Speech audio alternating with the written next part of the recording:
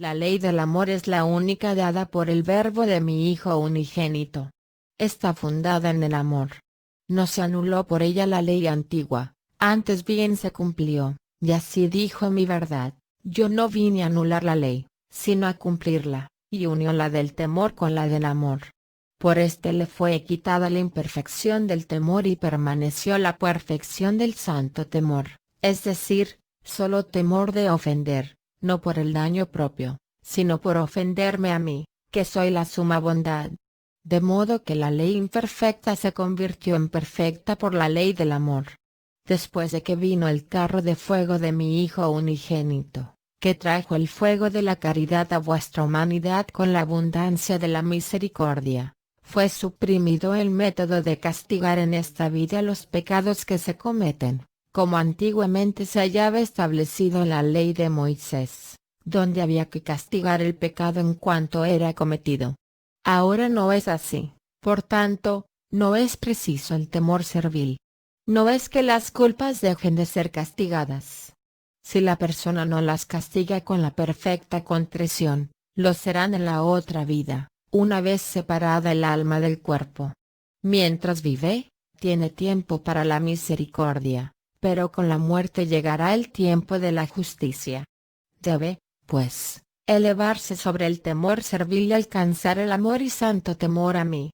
Es el único medio para no volver a caer en el río, donde le encontrarán las tribulaciones y las espinas de los placeres, que todos son espinas que punzan el alma que ama y posee desordenadamente.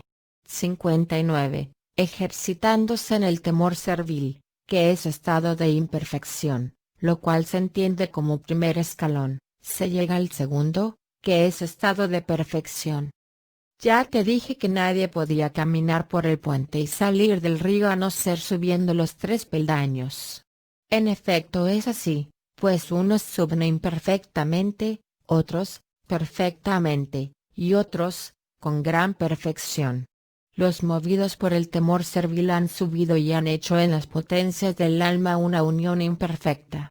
Es que el alma, habiendo visto la pena que seguía a la culpa, sube y congrega juntamente la memoria para traerle el recuerdo del pecado, el entendimiento, para ver el castigo que por esa culpa espera, y por ello la voluntad se mueve a odiarlo. Aunque esta sea la primera ascensión y unión, conviene ejercitarla con la luz del entendimiento en la pupila de la fe santísima, no mirando solamente la pena, sino el fruto de la virtud y el amor que yo le traigo, a fin de que suban con amor, con los pies despojados del temor servil. Obrando así, se convierten en servidores fieles y no infieles, pues sirven por amor y no por temor. Lo consiguen si con aborrecimiento logran arrancar las raíces de amor propio. Si son prudentes, lo alcanzan. Pero son muchos los que emprenden la subida tan despacio, y con tanta mezquindad, negligencia e ignorancia me dan lo que me es debido, que enseguida se desaniman. El más pequeño viento los arrastra y les hace volver la vista atrás, porque han alcanzado el primer peldaño de Cristo crucificado de modo imperfecto, pero no llegan al segundo, que es el del corazón. 60. Imperfección de los que aman y sirven a Dios por provecho propio, por deleite y consuelo. Hay algunos que se han hecho mis servidores fieles sin temor servil, no solo sin temor servil, sino con amor. El amor de servir por propio interés y gusto, o por el placer que en mí encuentran, es imperfecto. ¿Conoces la prueba de que es imperfecto? La privación del consuelo que encuentran en mí. Con el mismo amor imperfecto aman a su prójimo, y por ello ese amor ni es suficiente ni duradero. Se hace remiso y muchas veces termina en nada. Se hace remiso conmigo cuando algunas veces yo, para ejercitarlos en la virtud y elevarles de la imperfección, les retiro los consuelos del espíritu y permito los combates y trabajos. Esto lo hago para que con más perfecto conocimiento de sí mismos lleguen y conozcan su no ser y que de ellos no procede gracia alguna. En el tiempo de los combates vienen a mí, buscándome y reconociéndome como a su bienhechor, buscándome solo a mí con verdadera humildad. y por eso lo hago y les retiro la consolación, pero no la gracia. Ellos se desalientan, retrocediendo con impaciencia de espíritu. Algunas veces, al sentirse privados del consuelo de su espíritu, abandonan de muchas maneras sus prácticas, con frecuencia, bajo pretexto de virtud, diciéndose a sí mismos, esta obra no te vale. Obran como imperfectos, que todavía no han quitado bien la venda del amor propio espiritual del ojo de su santísima fe, porque, si de verdad la hubiesen quitado, verían que todo procede de mí y que ni una hoja de árbol cae sin mi providencia, y que lo que doy y permito, lo doy para su santificación, para que alcancen el bien y el fin para que los he creado. Deben ver y reconocer que no quiero sino su bien en la sangre de mi Hijo unigénito, por la que son purificados de su maldad. En esta sangre pueden reconocer mi verdad, que para darles la vida eterna los he creado a imagen y semejanza mía y que de nuevo los he creado para la gracia por la sangre del propio Hijo, para ser hijos adoptivos. Pero, al ser imperfectos, me sirven por su propia utilidad y se entibian en el amor al prójimo. Los primeros desmayaban por el temor a sufrir trabajos, estos, que son los segundos, languidecen por privarse del bien que hacían al prójimo. Se retardan en su caridad si se consideran perjudicados en el propio provecho o en algún consuelo que habían encontrado en sí mismos. Esto sucede porque su amor no era pleno, sino como la imperfección con que me aman, esto es, por amarme por propia utilidad, por el amor con que se aman a sí mismos. Si no reconocen su imperfección con un deseo de verdadera perfección, será imposible que no vuelvan la vista atrás. Es de necesidad que quieran la vida eterna, que me amen sin condicionamientos. No basta huir del pecado por temor al castigo, que abracen la virtud por la propia utilidad, pues esto no es suficiente para obtener la vida eterna, sino que hay que elevarse sobre el pecado, porque éste me desagrada, han de amar la virtud por amor a mí. Es cierto que casi la primera y general respuesta de todas las personas es esta, por ser primeramente el alma imperfecta y después perfecta. De la imperfección hay que pasar a la perfección mientras se vive, obrando virtuosamente, con corazón sincero y libre para amar sin condiciones, o en la muerte llegar a reconocer su imperfección, con el propósito de que, si tuviese tiempo, me servirían sin tenerse en cuenta a sí mismos. Con este amor imperfecto amaba San Pedro al dulce y buen Jesús, mi Hijo unigénito, por la gran dulzura que sentía en el trato con él. Pero, llegado el tiempo de la tribulación, desfalleció. A tanto llegó, que, aun no habiendo sufrido, cayó ante el temor al peligro y le negó, diciendo que nunca le había conocido. El alma que ha subido este escalón solo con el temor servil y amor mercenario, se encuentra ante muchos peligros. Deben, pues, elevarse, ser hijos y servirme, sin tenerse en cuenta a sí mismos, si bien yo, que soy remunerador de todo trabajo, doy a cada uno según su estado y según sus obras. Si no abandonan el ejercicio de la oración y demás buenas obras, sino que con perseverancia van acrecentando la virtud, llegarán al amor de hijos. Les amaré entonces con amor paternal, pues corresponderé al amor con que soy amado, es decir, que, amándose como el siervo, yo, como Señor, te doy lo que te corresponde según lo que hayas merecido, pero no me manifiesto a ti, porque las cosas secretas se manifiestan al amigo que se ha hecho una cosa con su amigo. Por tanto, es cierto que el siervo puede crecer por medio de la virtud y del amor que ofrece al Señor, y así se convertirá en amigo queridísimo. Es lo que ocurre con estos, mientras permanecen en el amor mercenario, yo no me manifiesto a ellos, pero sí, por el desagrado de sus imperfecciones y por el amor de las virtudes, con aborrecimiento y arrancando las raíces del amor propio espiritual de sí mismos, cuidan que a su corazón no pasen los movimientos del amor servil y del amor mercenario para no apartarse de la luz de la fe, entonces me serán tan gratos, que llegarán al amor de amigo. Me manifestaré entonces a ellos, como significó mi verdad cuando dijo, quien me ame será una cosa conmigo, y yo con él, y tendremos morada común. La condición de amigo querido es esta, que son dos cuerpos, pero por el afecto del amor son una sola alma, porque el amor hace de él la cosa amada.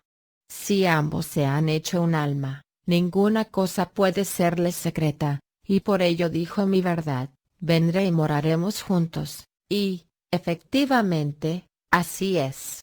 61. Modo en que se manifiesta Dios al alma que punto le ama.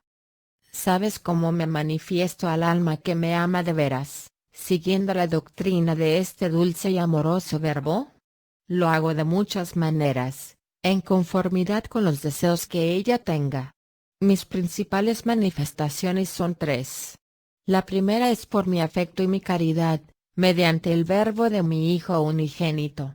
Este afecto y esta caridad se manifiestan en la sangre derramada con tan ardiente amor. La caridad se manifiesta de dos maneras. Una es general, común para todos, es decir, para los que se hallan en la caridad común, se les manifiesta al verla y reconocerla en los muchos y diversos beneficios que de mí reciben. La otra manera es particular, para con los que se han hecho amigos. Además de la manifestación común, ellos gustan, reconocen, experimentan y sienten esta caridad en las almas.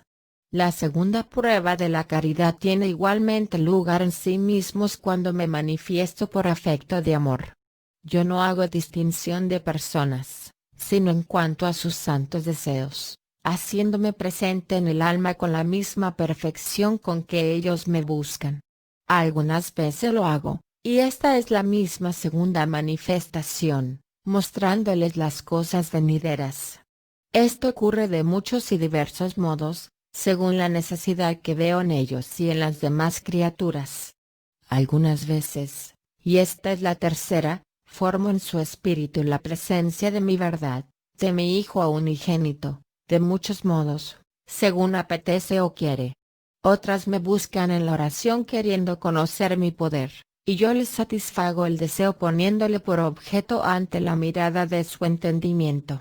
Otras me buscan en la clemencia del Espíritu Santo, y entonces mi bondad les hace gustar el fuego de mi divina caridad, engendrando verdaderas y reales virtudes, fundadas en la pura caridad con el prójimo.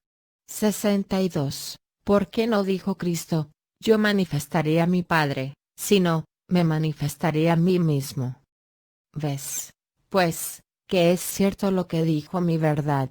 Quien me ame será uno conmigo. Siguiendo su doctrina, estaréis unidos a él por el afecto de amor. Al estar unidos a él, lo estáis a mí, porque somos uno, y así me manifiesto a vosotros, porque vosotros y yo también somos uno. Por lo que, al decir mi verdad, me manifestaré a vosotros, declaró una realidad, pues me manifestaba a mí cuando se manifestaba a sí mismo. Pero ¿por qué no dijo, yo os mostraré a mi Padre? Por tres razones especiales. Una, porque quiso significar que no estoy separado de él, ni él de mí. Así, a San Felipe, cuando le pidió, muéstranos al Padre y nos es suficiente, le respondió, quien me ve a mí, ve al Padre, y quien ve al Padre, me ve a mí. Dijo esto porque era uno conmigo, y lo que tenía lo había recibido de mí, y no yo de él. Por lo mismo dijo a los judíos, mi doctrina no es mía, sino de mi Padre, que me ha enviado, porque mi Hijo procede de mí y no yo de él. Como soy una cosa con él, y él conmigo, por eso no dijo, yo mostraré al Padre, sino, yo me mostraré, es decir, porque soy una cosa con el Padre. La segunda fue porque, manifestándose a vosotros, no ofrecía otra cosa sino lo que había recibido de mí, el Padre. Como si quisiera decir, el Padre se ha manifestado a mí porque yo soy uno con él, y yo me manifestaré a vosotros, y, por medio de mí, le manifestaré a él. La tercera, porque yo, invisible, no puedo ser visto por vosotros, que sois visibles, sino cuando estéis separados de vuestros cuerpos. Entonces me veréis cara a cara a mí, Dios, y al Verbo de mi Hijo unigénito, espiritualmente. De aquí que, en el momento de la resurrección general, vuestra humanidad se conformará y gozará en la humanidad del Verbo, como te he explicado arriba al tratar de la resurrección. Vosotros no me podéis ver tal como soy, por eso encubrí la naturaleza divina con el velo de vuestra humanidad, a fin de que me pudieseis ver. Yo, invisible, me hice casi visible, dándoos el Verbo de mi Hijo unigénito cubierto con el velo de vuestra humanidad. Él me manifiesta a vosotros, y por ello no dijo, yo os mostraré al Padre, sino, me manifestaré a vosotros, como si dijera, según lo que el Padre me ha dicho, me manifestaré a vosotros. Mira, pues, como esta manifestación de sí me manifestaba a mí. Has oído que no dijo, os manifestaré al Padre, porque a vosotros no os es posible verme y porque Él es una cosa conmigo. 63. Modo de subir el alma. El segundo escalón del santo puente una vez alcanzado el primero. Acabas de ver en qué excelencia se halla el que ha llegado al amor de amigo. Este se ha levantado sobre los pies de la voluntad y ha alcanzado el secreto del corazón, esto es, subido al segundo de los 3 escalones, que se hallan prefigurados en el cuerpo de mi Hijo. Te he explicado el significado de las 3 potencias, y ahora me voy a servir de ellas para explicar los 3 estados del alma. Pero, antes de hablarte del tercero, te quiero enseñar el modo de llegar a ser amigo, lo que hacen los amigos, en qué se advierte la amistad y cómo de ser amigo se pasa a ser hijo, consiguiendo el amor debido al Hijo. Te explicaré primero cómo se ha llegado a la amistad. Al principio, el alma es imperfecta por hallarse con el temor servil. Por la práctica y la perseverancia llega a amar el deleite y propio provecho, encontrando en mí ambas cosas. Este es el camino que anda el que desea llegar al amor perfecto, es decir, al amor de amigo y de hijo. Digo que el amor de hijo es perfecto porque en él recibe la criatura la herencia de mi Padre eterno. Como el amor de hijo no se da sin amor de amigo, por eso te dije que de amigo había pasado a ser hijo. Pero, ¿cómo podéis alcanzarlo? Te lo voy a decir. Toda perfección y toda virtud procede de la caridad. Esta es alimentada por la humildad, que, a su vez, tiene su origen en el conocimiento y desprecio de sí mismo, esto es, de los propios sentidos. Quien esto alcanza ha debido ser perseverante y estar en la celda de conocimiento de sí. Por él reconocerá mi misericordia en la sangre de mi Hijo, obteniendo mi caridad en beneficio suyo, ejercitándose en extirpar todo afecto malo, temporal o espiritual, por la reclusión en su intimidad. Así lo hicieron Pedro y los otros discípulos. Pedro, después de negar a mi Hijo, lloró.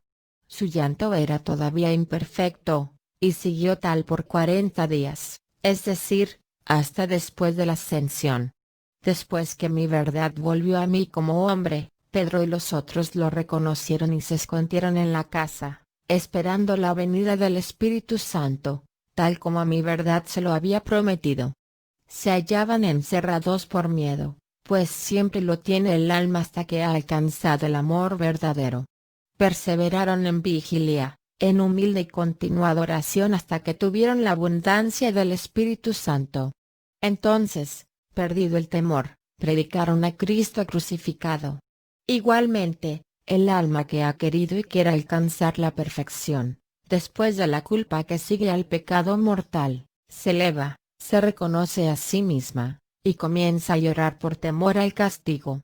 Después se levanta a la consideración de mi misericordia, en la que encuentra deleite y provecho. Esto es aún imperfecto, y por ello, yo, para hacerla llegar a la perfección, después de 40 días, es decir, después de estos 2 estados, poco a poco me retiro del alma, no en cuanto a la gracia, sino en cuanto a lo sensible. Esto os manifestó mi verdad cuando dijo a los discípulos, marcharé y volveré a vosotros. lo dijo en concreto a los discípulos, y de modo general y común, a todos los presentes y venideros. Dijo, marcharé y volveré a vosotros, y lo hizo así, pues volvió a ellos al venir el Espíritu Santo sobre los discípulos. Porque éste no vino solo, sino con mi poder y la sabiduría de mi Hijo, que es uno conmigo, y con la clemencia del Espíritu Santo, que procede de mí, del Padre, y del Hijo. Te digo, pues, que, para levantar el alma de la imperfección, la aparto de lo sensible, privándola primeramente del consuelo. Cuando ella se hallaba en la culpa de pecado, se apartó de mí, y yo le quité el sol de la gracia a causa de su pecado, por haber cerrado ella la puerta del deseo. La gracia salió de allí no por defecto del sol, sino por defecto de la criatura, que cerró la puerta del deseo. Al conocerse a sí misma y ver que se halla en oscuridad, abre la ventana, vomita la pobredumbre por medio de la santa confesión. Entonces vuelvo al alma por la gracia, y no me aparto de ella con la gracia, sino en lo sensible. Hago esto para obligarla a humillarse y a que intente buscarme de veras y para probarla con la luz de la fe, a fin de que adquiera la prudencia. Entonces, si ama sin tenerse en cuenta a sí misma, goza con fe viva y tiene aborrecimiento de sí en el tiempo de los trabajos, considerándose indigna de la paz y quietud del espíritu. Esta es la segunda de las tres cosas que te hablaba, o sea, del modo de conseguir la perfección y qué es lo que hace cuando se llega a ella. Obra de esta manera, no vuelve la vista atrás porque crea que me aparto de ella, sino que con humildad persevera en sus prácticas y mantiene cerrada la morada del conocimiento de sí misma. Ahí espera con fe viva el advenimiento del Espíritu Santo, es decir, a mí, que soy fuego de caridad. ¿Cómo espera? No ociosa, sino en vigilia y continuada y santa oración. Vela no solo en lo corporal, sino en lo espiritual, esto es, que no se cierran los ojos de su entendimiento, sino que ven con la luz de la fe, extirpando con empeño los pensamientos del corazón, mirando al afecto de mi caridad, reconociendo que no quiero otra cosa que su santificación. Esto os lo ha probado la sangre de mi Hijo.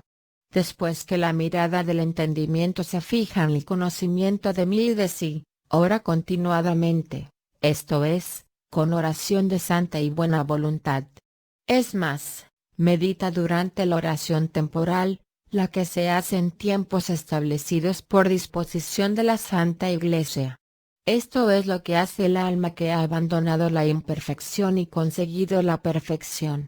Me alejé para que ella la alcanzase, no en cuanto a la gracia, sino en cuanto a los sentidos. Lo hice, por tanto, para que viese y conociese sus defectos, para que, al sentirse privada de consuelo, experimente dolor aflictivo y se sienta débil y no firme ni perseverante. Entonces se encuentra la raíz del amor a sí misma, y por eso encuentra razón para reconocerlo y elevarse sobre sí misma, subiendo al tribunal de su conciencia. No da cabida a sentimientos que no se hallen corregidos por el reproche, arrancando la raíz del amor propio con el cuchillo del odio a semejante amor y por amor a la virtud. 64. Amando a Dios imperfectamente se ama al prójimo. Signos de este amor imperfecto. Quiero que sepas que toda perfección y toda imperfección se ponen de manifiesto y se adquieren en mí. Esto se advierte por medio del prójimo. Bien lo conoce la gente sencilla, que muchas veces ama a las criaturas con amor espiritual. Si han recibido el amor genuino sin cortapisas, beben con pureza el amor del prójimo. Al modo que la vasija se llena en la fuente y, si no se saca y se bebe de ella, nunca queda vacía, lo mismo, si se bebe en mí, no queda el alma vacía, sino siempre llena. De igual modo, el amor espiritual y temporal al prójimo debe ser bebido en mí sin interés personal.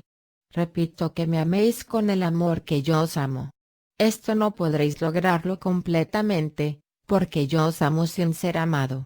El amor que me dais es un amor de obligación, no un favor, porque es deber hacerlo, mientras que yo os amo por mera gracia, no por obligación. De modo que no me podéis amar como os pido. Por este motivo os he puesto como medio al prójimo, para que hagáis con él lo que conmigo no podéis, esto es, amarlo sin contar con su agradecimiento y sin esperar provecho alguno. Lo que a él hagáis lo consideraré como hecho a mí. Esto significó mi verdad cuando dijo a Pablo, que me perseguía: Saulo, Saulo, ¿por qué me persigues? Considerando que Pablo me perseguía cuando perseguía a mis fieles. El amor al prójimo debe, pues, ser puro. Con el amor con que me amáis, debéis amarle a él. ¿Sabes en qué se conoce que no es perfecto el que me ama con amor espiritual? En que se aflige cuando cree que una criatura que ama no le corresponde con tanto amor como a él le parece que la ama, o que la ve apartarse de su trato, o que le priva de consuelo, o que ama a otro más que a él. En esto y en otras muchas cosas se podrá advertir que el amor a mí y al prójimo es aún imperfecto y bebido en el vaso fuera de la fuente, aun suponiendo que sea un amor que procede de mí. Como me ama imperfectamente, por eso tiene amor imperfecto el que ama con amor propio espiritual. Todo viene de que la raíz del amor propio espiritual no ha sido arrancada. Por ello, muchas veces permito que tenga tal amor, para que se conozca así su imperfección. Vuelvo después a él con la luz y conocimiento de mi verdad, de modo que considere una gracia poder matar la propia voluntad por mi causa. Consiguientemente, no cesa de podar la viña de su alma, de arrancar las espinas de los pensamientos y de colocar las piedras de las virtudes en la sangre de Cristo. Estas las han encontrado al caminar por el puente de Cristo crucificado, mi Hijo unigénito. Como te dije, si lo recuerdas bien, sobre el puente, o sea, en la doctrina de mi verdad, estaban las piedras de las virtudes, fundadas en la eficacia de su sangre, porque por ellas os he dado la vida por la fuerza de esta sangre. 65. Modo que tiene el alma de llegar al amor puro y libre. Aquí comienza el tratado de la oración.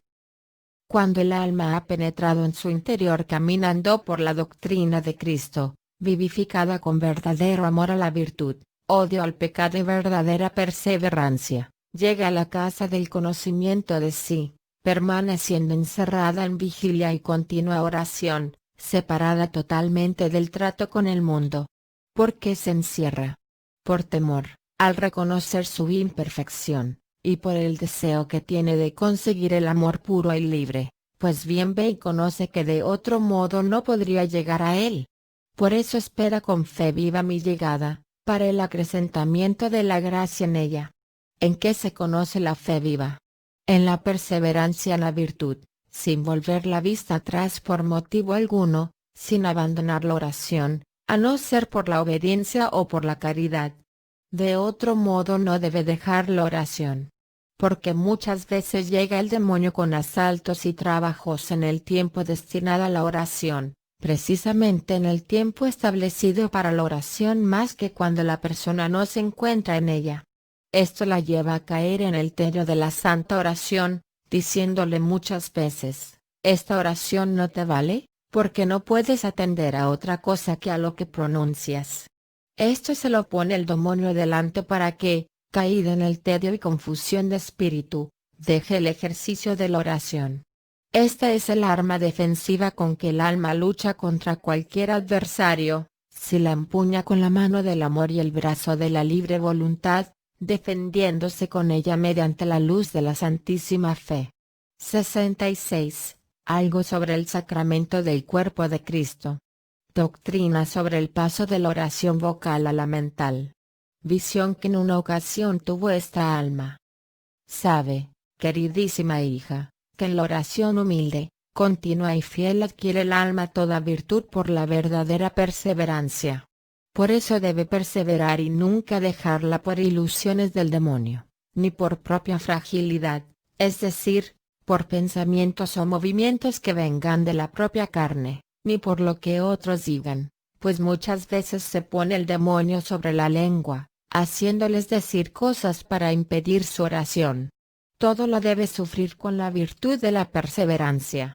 Qué dulce es al alma y grato a mí la santa oración en la morada del reconocimiento de lo que ella es y lo que yo soy, abriendo los ojos del entendimiento con la luz de la fe y el afecto en la abundancia de mi caridad.